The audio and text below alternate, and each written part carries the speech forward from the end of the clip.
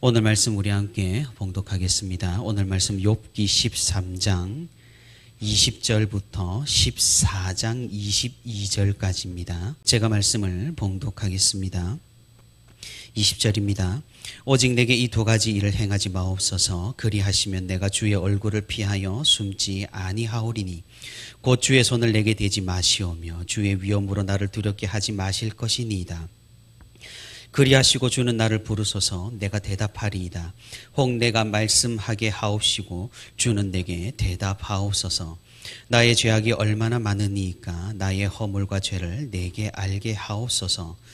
주께서 어찌하여 얼굴을 가리시고 나를 주의 원수로 여기시나이까. 주께서 어찌하여 날리는 낙엽을 놀라게 하시며 마른 건물을 뒤쫓으시나이까. 주께서 나를 대적하사 괴로운 일들을 기록하시며 내가 젊었을 때에 지은 죄를 내가 받게 하시오며 내 발을 착고에 채우시며 나의 모든 길을 살피사 내 발자취를 점검하시나이다. 나는 썩은 물건의 낡아짐 같으며 좀 먹는 의복 같으니이다. 여인에게서 태어난 사람은 생애가 짧고 걱정이 가득하며 그는 꽃과 같이 자라나서 시들며 그림자같이 지나가며 머물지 아니하거늘. 이와 같은 자를 주께서 눈여겨보시나이까. 나를 주 앞으로 이끌어서 재판하시나이까. 누가 깨끗한 것을 더러운 것 가운데에서 낼 수 있으리이까. 하나도 없나이다. 그의 날을 정하셨고 그의 달수도 주께 있으므로 그의 규례를 정하여 넘어가지 못하게 하셨사온즉 그에게서 눈을 돌이켜 그가 품꾼 같이 그의 날을 마칠 때까지 그를 홀로 있게 하옵소서. 나무는 희망이 있나니 찍힐지라도 다시 움이 나서 연한 가지가 끊이지 아니하며 그 뿌리가 땅에서 늙고 줄기가 흙에서 죽을지라도 물 기운에 움이 돋고 가지가 뻗어서 새로 심은 것 같거니와 장정이라도 죽으면 소멸되나니 인생이 숨을 거두면 그가 어디 있느냐. 물이 바다에서 줄어들고 강물이 잦아서 마름같이 사람이 누우면 다시 일어나지 못하고 하늘이 없어지기까지 눈을 뜨지 못하며 잠을 깨지 못하느니라. 주는 나를 수월에 감추시며 주의 진노를 돌이키실 때까지 나를 숨기시고 나를 위하여 규례를 정하시고 나를 기억하옵소서. 장정이라도 죽으면 어찌 다시 살리이까. 나는 나의 모든 고난의 날 동안을 참으면서 풀려나기를 기다리겠나이다. 주께서는 나를 부르시겠고 나는 대답하겠나이다. 주께서는 주의 손으로 지으신 것을 기다리시겠나이다. 그러하온데 이제 주께서 나의 걸음을 세시오니 나의 죄를 감찰하지 아니하시나이까. 주는 내 허물을 주머니에 봉하시고 내 죄악을 싸매시나이다.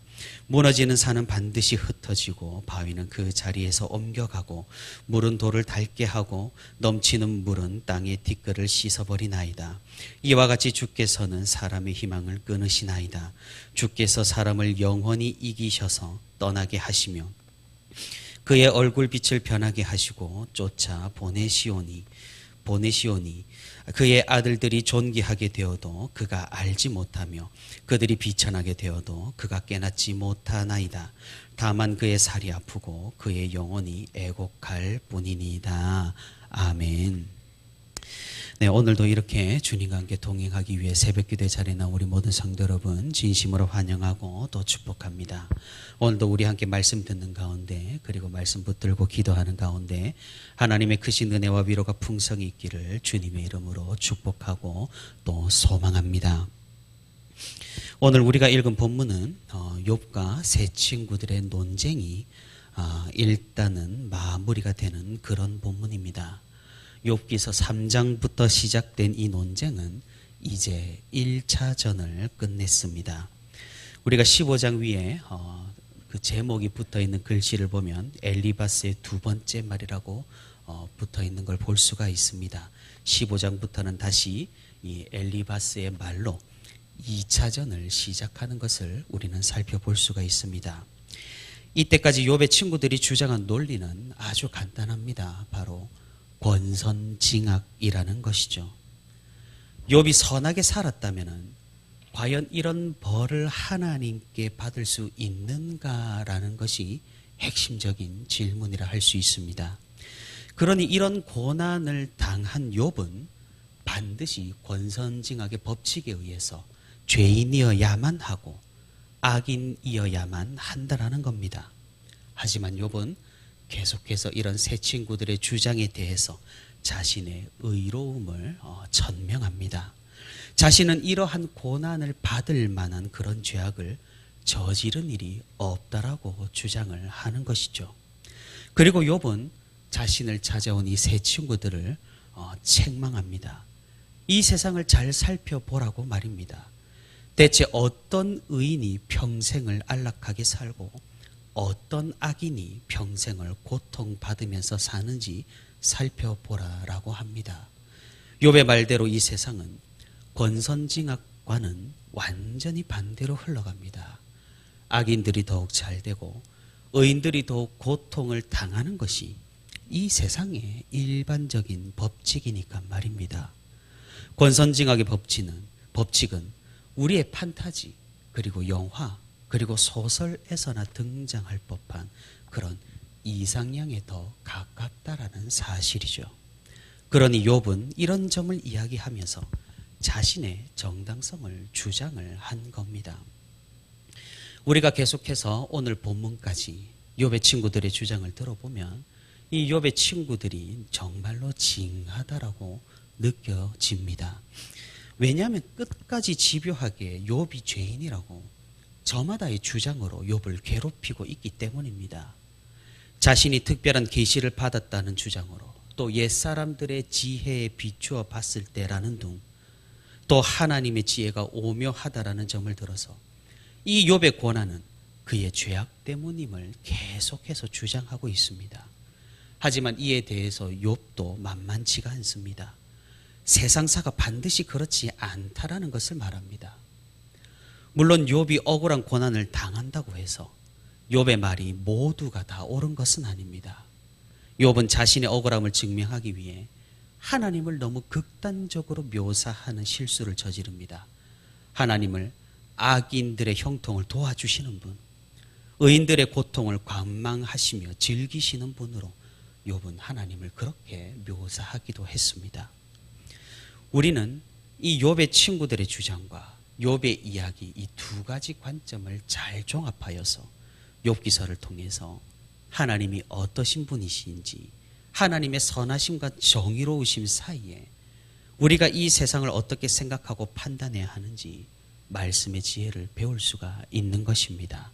오늘도 이 말씀을 통해서 우리가 하나님을 더욱 잘 이해하여 더 큰 믿음의 자리로 나아가는 그런 귀한 시간이 되기를 소망합니다. 이 세 친구들의 이야기를 모두 들은 욥은 이제 오늘 본문에서 하나님께 자신의 마음을 털어놓습니다. 사실 친구들은 아무런 도움이 되질 않았습니다. 자신을 위로하러 온 줄 알았던 친구들이 여태까지 자기에게 한 말은 그냥 죄를 지었으니 회개하라였기 때문입니다. 물론 욥은 알고 있었습니다. 먼지를 털어서 나지 않을 사람이 어디 있겠냐마는 욥은 너무나 억울했던 것이죠. 자신은 이 정도의 고난과 고통을 당할 정도로 그렇게 무지막지한 죄악을 저지르지 않았기 때문입니다. 하나님께서 자신을 왜 이토록 여기까지 심판하시는지 욥은 너무나 의아했습니다.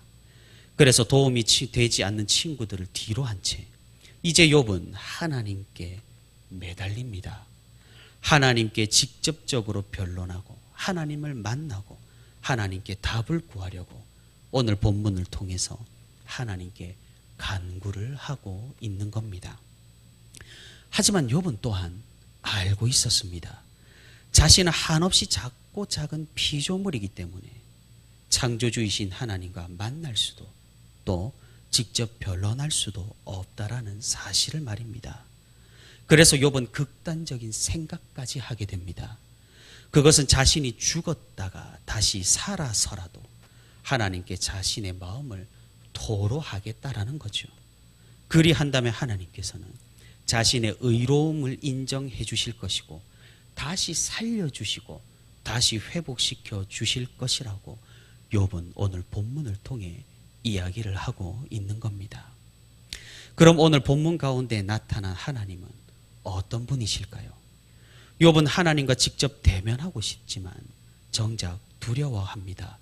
그래서 오늘 본문 13장 20절에서 13장 20절을 보시면 오직 내게 이 두 가지를 행하지 마옵소서. 그리하시면 내가 주의 얼굴을 피하여 숨지 아니하오리니 곧 주의 손을 내게 대지 마시오며 주의 위엄으로 나를 두렵게 하지 마실 것이니이다 라면서 하나님을 대면할 때 자신에게 해가 없기를 원하고, 또 23절을 보시면 나의 죄악이 얼마나 많으니까 나의 허물과 죄를 내게 알게 하옵소서라면서 자신이 어떤 죄악을 저질렀는지를 알려주시길 간절히 바랍니다. 하지만 이런 간절한 욥의 외침에도 하나님께서는 너무나 당연하게도 이 욥에게 나타나 주시질 않습니다. 대신에 하나님이 끊임없이 자신을 추격하고 감시하며 계속해서 죄를 드러내시고 심판만 할 뿐이라고 욥은 27절에서 처절하게 한탄합니다. 내 발을 착고에 채우시며 나의 모든 길을 살피사 내 발자취를 점검하시나이다. 사랑하는 성도 여러분, 우리가 살아가다 보면 좋은 일은 간혹 있는 것 같고 고통스럽고 어려운 일은 왜인지 연이어서 일어나는 것 같습니다. 다시 말해 좋지 않은 일은 무슨 쇠사슬처럼 연속해서 몰려온다라는 말입니다. 그리고 왜인지는 모르겠으나 좋았던 추억은 금방이고 기억에서 얼마 남아있지 않다면 좋지 않았던 기억은 왜 그리도 오래 가는지, 그리고 왜 이리도 몰려서 한꺼번에 오는지 정말 그렇다라는 겁니다. 욥을 보면 우리는 이러한 사실을 더 분명히 알 수 있습니다. 욥에게도 나쁜 일은 한꺼번에 연속해서 찾아왔고 나쁜 일은 끊이지를 않았음을 우리는 볼 수가 있습니다. 욥은 이런 자신에게 일어난 일을 마치 하나님께서 자기를 추격하고 감시하면서 잘못하면 벌을 주고 죄를 지으면 바로 벌을 내리시는 것 같다라고 표현하고 있는 것입니다. 우리도 정말 그렇게 느껴질 때가 있습니다. 나쁜 일들이 계속될 때 정말로 하나님께서 우리를 쫓아오시면서 감시하시면서 벌을 내리시는 것 같습니다. 그럴 때 우리는 하나님께 간절히 답을 구하고 왜 우리에게 이런 일이 일어나는지 하나님께 부르짖어 보지만 하나님께서는 벼랑간 아무런 말씀이 없으십니다. 하나님이 나를 잊으신 것 같아 보이는 때가 분명히 있다라는 사실입니다. 이런 절망적인 상황일 때 우리는 어떻게 해야 할까요? 우리는 오늘 본문 욥기서에서 그 답을 발견할 수가 있습니다. 하나님께서는 우리를 버리시거나 우리를 감시하시거나 우리에게 아주 단순하게 벌을 내리시는 분이 아니라는 사실입니다. 우리에게 닥쳐오는 고난도 단순히 우리의 죄악 때문이라거나 우리가 잘못해서가 아니라는 사실입니다. 하나님의 뜻과 하나님의 지혜는 오묘하고 또 신묘막측하기 때문에 우리는 그 섭리를 모두 다 알 수 없는 노릇입니다. 그러니 우리는 하나님께서 우리와 함께 하신다라는 이 믿음을 가지고 하나님께 아뢰고 하나님 앞으로 나아가야 한다라는 사실입니다. 물론 쉽지는 않습니다. 위대한 믿음의 선조들도 이런 상황에서는 하나님을 원망하기도 했고 절망에 빠져서 낙심하기도 했고 믿음을 잃어버린 행동을 하기도 했습니다. 하지만 우리는 그 모든 결과를 또한 말씀으로 알고 있습니다. 하나님께서는 결국 이들을 외면하지 않으셨고 다시 일으키셨고 다시 회복시키셨고 다시 되돌려 놓으셨다라는 사실입니다. 우리가 이 말씀의 언약과 말씀의 결과를 우리에게 하신 약속과 우리에게 주실 결과로 믿을 수 있기를 바랍니다. 우리에게 감당하지 못할 것 같은 그런 어려움과 풍파가 찾아온다라고 할지라도 하나님의 이 약속의 말씀을 우리 기억하면서 우리와 함께 하시는 하나님을 끝까지 믿을 수 있기를 바랍니다. 욥은 계속해서 살기보다 죽기를 바랬습니다. 현실이 너무나 고통스러웠기 때문에 자신이 태어난 날을 저주하였고 지금 바로 죽어서 하나님께 변론하기를 원했고 자신의 인생은 먼지와도 같아서 사나 죽으나 별로 의미가 없으니 하나님께서 이 의미 없는 인생에 집중하지 말아달라며 자비를 구했습니다. 정말 그렇습니다. 14장 2절에서와 같이 14장 2절에서 말하는 것과 같이 꽃이 시들고 그림자가 지나가는 것 같이 우리 인생은 너무나 더덥게 느껴집니다. 10절에서 장정이라도 죽으면 소멸되듯이라고 말하듯이 죽음은 우리를 그냥 끝내버리는 것 같습니다. 그래서 고통이 오는 순간 그냥 죽어버리면 너무나 편할 것 같이 그렇게 느껴집니다. 죽고 나면 우리 이름이 남은들 무슨 의미가 있을까요? 자손을 많이 남긴들 내가 죽으면 무슨 의미가 있을까요? 우리 인생이 죽어서 끝나버린다면 대체 무슨 의미가 있을까요? 하나님께서 우리를 보시기는 하실까요? 위대한 인물들과 위대한 역사와 위대한 그 섭리 가운데 우리가 하는 이 소심한 날갯짓이 하나님께 의미가 있는 행동일 수가 있겠느냐라는 겁니다. 생각해보면 정말로 아무런 의미가 없어 보입니다. 우리가 고통스럽고 우리가 고난 중에 부르짖을 때 정말로 하나님께서 듣고 있지 않는 것처럼 느껴집니다. 그만큼 우리가 더덥게 느껴지고 수많은 들풀 중에 그저 하나의 꽃처럼 느껴지는 게 바로 우리 인생이니 그렇습니다. 그럼 우리는 어떻게 해야 할까요? 우리는 오늘 말씀에 비추어 또한 반드시 기억을 해야 합니다. 우리 인생은 의미가 있다라는 사실을 말입니다. 무슨 의미가 있습니까? 우리는 예수 그리스도 안에서 믿음의 삶을 살아내는 것이 정말로 큰 의미가 있다라는 겁니다. 사람들은 위대한 일만 생각합니다. 사람들은 위대한 업적만을 기억합니다. 하지만 하나님께서는 그런 것들만 기억하시는 분이 아니라는 겁니다. 하나님께서는 오히려 우리가 했던 이 작은 날갯짓, 믿음의 행동들을 기억하시는 분이십니다. 어떻게 그것이 가능합니까? 하나님께서는 무한하시고 전능하신 분이시기에 가능합니다. 위대하신 그분이시지만 위대한 일만을 기억하지 않는다라는 것이죠. 예수 그리스도의 사역이 이것을 증명합니다. 그리스도께서 세상의 모든 죄를 위해서 죽으셨지만 그분의 공로는 우리 개인들에게도 모두 돌아간다라는 사실입니다.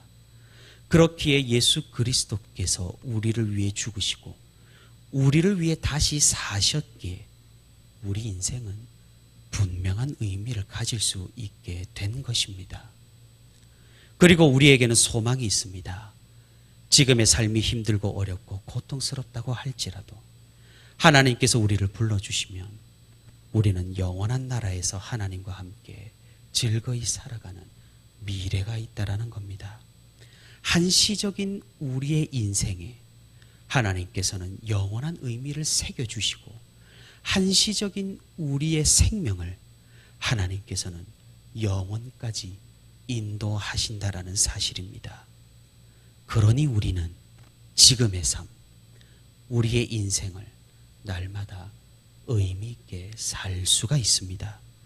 비록 지금의 순간이 비루하고 고난 가운데 있다고 할지라도 우리를 회복시키시며 우리를 다시 살리시는 하나님의 그 소망을 기억하며 우리는 영혼의 의미를 남기는 이 믿음의 생활을 계속할 수가 있는 것입니다.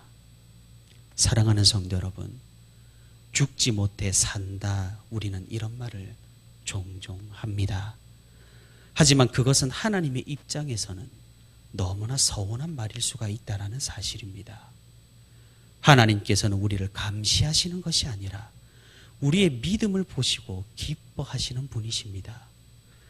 우리의 머리털을 다 세신 바 되신 그분은 우리를 집요하게 쫓아다니시는 그 이유가 우리를 벌하시기 위함이 아니라 우리를 살리시기 위함이라는 사실입니다. 우리의 인생 보잘것없어 보여도 다른 사람들이 보기에 시덥지 않게 평가가 된다고 할지라도 하나님께서는 절대 그러시지 않으십니다. 우리가 하는 작은 믿음의 행동도 크게 보시고 영원히 기억하시는 하나님께서는 언제나 우리와 함께 하신다라는 사실입니다. 우리가 이 하나님을 믿음으로, 이 하나님을 신뢰함으로 현실의 문제와 어려운 가운데에서도 끝까지 주님을 따르는 그런 성도가 될 수 있기를 바랍니다. 오늘도 우리에게 맡겨주신 이 소명들을 감당하면서 하나님이 함께 하신다라는 사실을 기억하며 오늘도 기쁨으로 이 삶을 살아내는 저와 우리 부천시민교회 모든 성도가 되기를 주님의 이름으로 소망합니다.